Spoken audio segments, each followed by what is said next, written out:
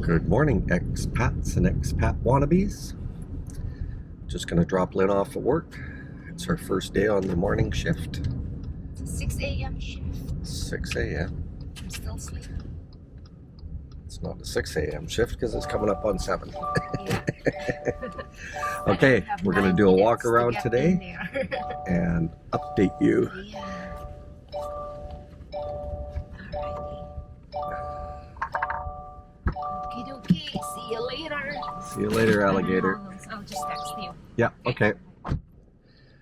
Coming back at you soon. Today we're going to talk about why you want to leave your country when it's not financial.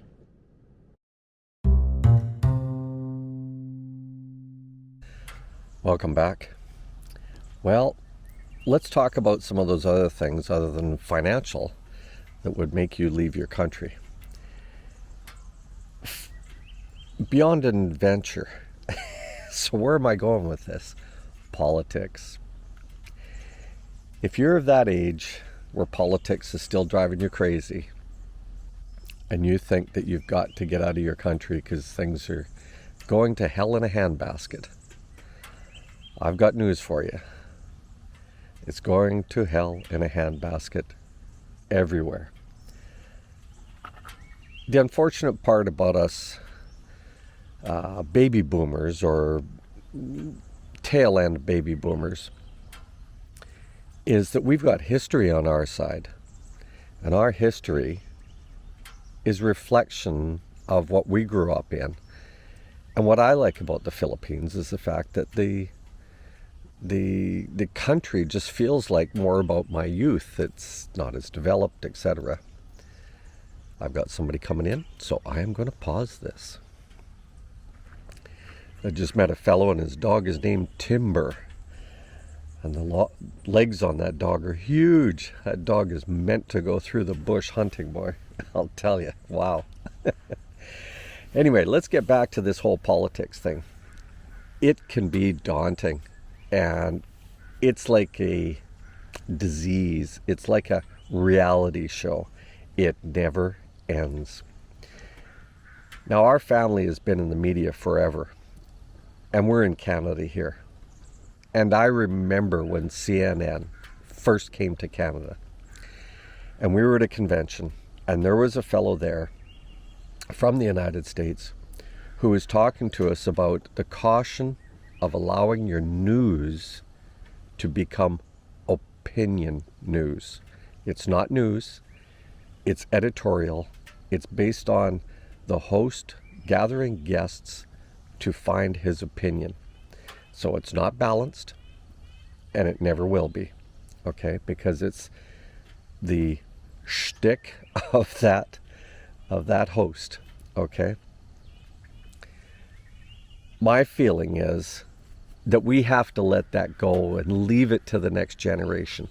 I know it's our generation that is the political age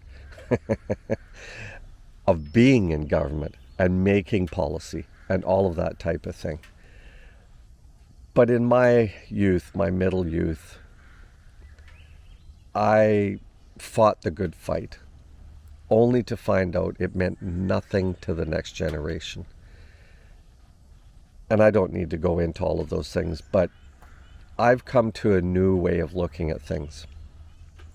And I remember reading Wayne Gretzky's book, but the only thing that really resonated with me out of Gretzky's book was, what's the difference between a goal scorer and a non-goal scorer?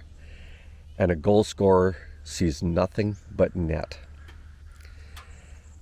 And not ever since then, but I have now come to the conclusion that freedom always has been an illusion.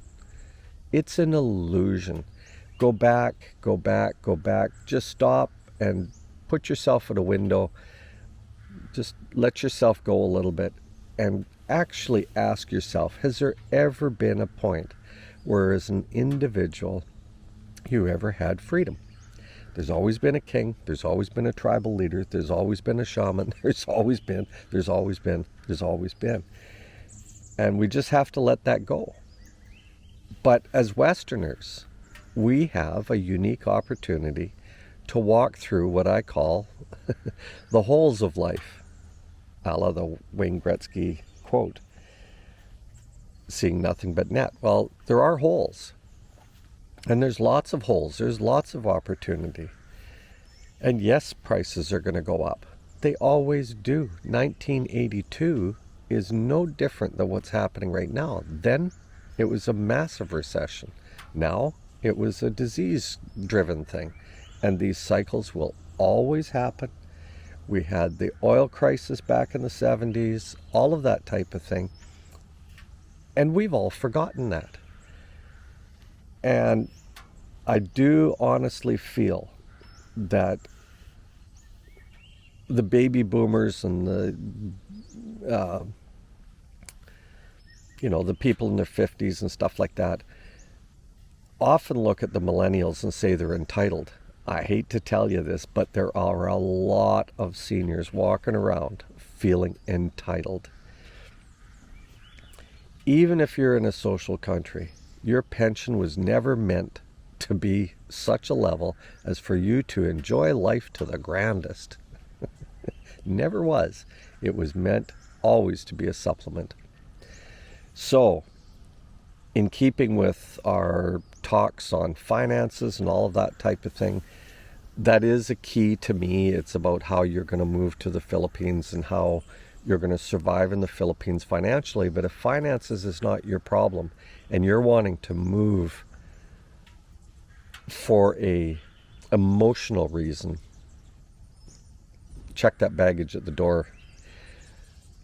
I'll give you an example. Last year was COVID year. Even in non-COVID year, we have done travel, and there have been military, not police, military checkpoints. And if you can't get past the fact that you're going to go to another country where you think you should have higher freedoms, there's that word freedom again, check your baggage at the door. Now, ours turned out to be quite a funny one this last year.